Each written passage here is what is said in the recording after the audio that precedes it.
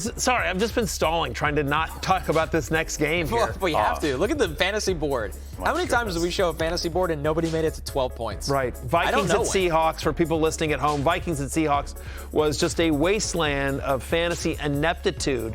Absolutely brutal. When TJ Hawkinson is your highest fantasy scorer at 11.9 fantasy points, Zach Charbonnet, of course, once again falls in the end zone because Ken Walker cannot buy a touchdown. Sharbs gets there as well. I think the funny thing of this game was that Fox had this graphics package lined up about JSN's amazing season, and you tell Joe Davis was interesting to get to it. They didn't get to it till the second half. He didn't have a catch until then. There's just nothing. Absolutely brutal. Connor, I've thought all season, like, the Seahawks don't have any other pass game weapons. Why don't they just double? Why don't opponents double JSN in every play? Right. And it felt like the Vikings were doing that. And sure enough, he does nothing. Now, it doesn't really help because it's 26-0. But do you think there's something teams are going to do going forward? Yeah, but I don't think it'll just eliminate him. No. The script of this game was a joke. Yeah. Like, it was a complete joke. It was. I will say this. Again, I'm going to butcher some of this, but I was talking with Devin McCourty last night about this exact thing. I'm like, I don't understand why haven't teams doing that? He goes, the problem is because there's some teams in terms of their scheme, in terms of what they run, that in order to, if they're primarily a zone team or whatever, then all of a sudden say, hey, we need to bracket this guy. Yeah. It just makes everything break down. Right, and he's just like, it's not as easy as just saying, okay, this week we're going to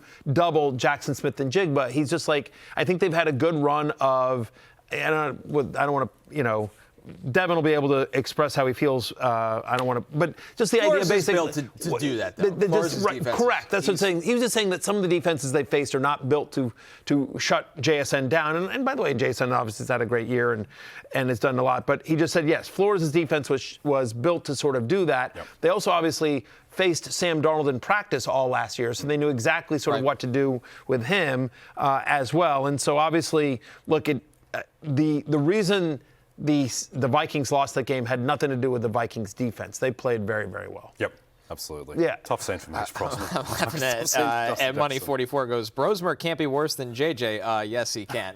I'm not convinced, by the way. Like that, hang on. That your first start is on the road at Seattle. They don't brutal spot to be inserted. Brutal spot. Mike McDonald is gonna. Do you think he stood no chance? Yeah, I mean, but in all seriousness, if J.J. McCarthy were in that same spot, do you think the outcome would have been any different? Maybe there's not the falling Ernest pick six. That was a bad play. Please refer to it by its proper name. It's the Levis. It really was. Yeah, it really was. But other than that, yeah, I mean. I'm not convinced that J.J. McCarthy is significantly better than Max Brosmer. Bad day at the office for Max Brosmer. That's an impossible situation to start. I'm not convinced that Brosmer is better than J.J. McCarthy either. The whole thing's just... Well, their quarterback situation from Wentz to J.J. to him, it's just a disaster. The whole thing. It has sunk this team, and fantasy-wise, it has sunk Justin Jefferson. Yes, that's the point. Career low 4 receiving yards. Fourth straight game with under 12 fantasy points. Since week 10, he's wide receiver 58. This is a guy that produced with Josh Dobbs, with Nick Mullins, that has produced with everyone, and for some reason they can't figure out how to get 18 the ball. It's unbelievable to me. Moving forward, I mean, Justin Jefferson is like a shaky wide receiver 3. I talked about this last week. I was asked on a radio show. I was on the Fantasy Life Sirius XM show last week. I did a segment, and they asked me point blank, rest of the season, who I'd rather have, Justin Jefferson or Wan'Dale Robinson. Well, now it's but I said that last week. Right. Go back. I mean, you and I both said that. We said Wan'Dale Robinson. I said Jefferson. I'm changing my mind. Yeah, as well you should because this is a bandwagon you should because I don't know what Wan'Dale Robinson does tonight, but I bet you he gets more than 4 receiving yards. Yes. Famous last words. I'll take that bet. Right, exactly. Over 3.5. Yeah. Over 3.5. That's my best bet tonight. He'll get cut to me later. Right. Justin Jefferson or Jameson Williams rest of the season. Aloha Bricks weighing in. Oh boy, that's not fun. Can you tell me how long Amon-Ra St. Brown is out before I answer this? I think he's going to play. I think he's that time. Amon-Ra is back. It's Thursday. The thing is with Amon-Ra, he's max, I think, he's going to miss 1 game because then they have the extended layoff. Yep. They got like 1 game in 16 days or whatever. So, I still probably Justin Jefferson. They play the Commanders next, and then they have Dallas, the Giants, and then Detroit's secondary who can't stop anyone either. So, I mean, it's unbelievable that we're in this situation where the Vikings, is Ryan Tannehill, is he worse than what they're getting at the quarterback position? Why can't they find replacement level quarterback play? I say Jameson Williams. I'll tell you why. Because what we saw on Thursday, Jameson Williams has the ability to have a blow-up game. Yeah. And I don't think that barring like basically that he lucks into 2 touchdowns, that McCarthy or somebody throws him like a touchdown or 2, like Jefferson is basically has to become touchdown dependent. Like he's not going to, this offense is so fractured and the quarterback position is so under siege that you just don't feel good about like that Jefferson has the ability to have a blow-up game like what we saw with Jameson Williams, right? I mean, like I just feel like it has to be. Yeah, I think it's JMO. I mean, he's wide receiver for 79. Justin Jefferson is. That's totally insane. Yeah. But bonkers. That's where we are right now. It's not just a one-off. Yeah. And the last thing I want to say from 2 last things. Aaron Jones left this game with a shoulder injury. We'll track that throughout the week as well. It might be a Jordan Mason game against Washington this Sunday.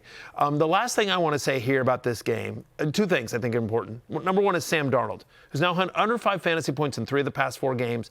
Part of the problem is that they play good defense and they run well. So and he's not a guy that runs. So he needs volume to get you there. Now it's been working. He needs the bomb plays to JSN to hit. And if he's not getting 60-yard plays to JSN, then fantasy-wise, he's not super valuable, even though he's playing well. That's right. There's not a floor. There's less of a floor with Darnold than there are with other sort of QB1s in that range. Yep. And the last thing I just want to say, if we can come to camera 1 here real quickly for me. Camera 1. I want to address camera 1. It's my least favorite I saw camera. a lot of people on social media complaining about Jackson Smith and Jigba's horrible day, fantasy-wise as well. 4.3 fantasy points. He's wide receiver 64 as we head into Monday Night Football. And here's what I have to say to you guys. Screw you guys. Shut the hell up. You don't get to complain about Jackson Smith and Jigba. Are you kidding me? You've got an unbelievable year. He has massively outperformed ADP. Yes, he had a bad day at the office. You don't get to complain. Some of us are out here with Justin Jefferson. Are you kidding me? Do not say one damn word about Jackson Smith and Jigba. You know what you say? Hey, Jackson Smith and Jigba, thank you so much for the entire year. Bad day at the office happens to the best of us. Get him next week. That's what you say. Wow. Shut the hell up about your complaints about Jackson Smith and Jigba. I saw people bitching on social media, and I'm like, how dare you? Very how loud. dare you? Very loud. Yes. Camera 1 worthy. Yes, thank you. That. I just wanted to say that. It'll be fun. It's very important. He'll toast the Falcons in a dome, and we'll be right back on. Yes, exactly right.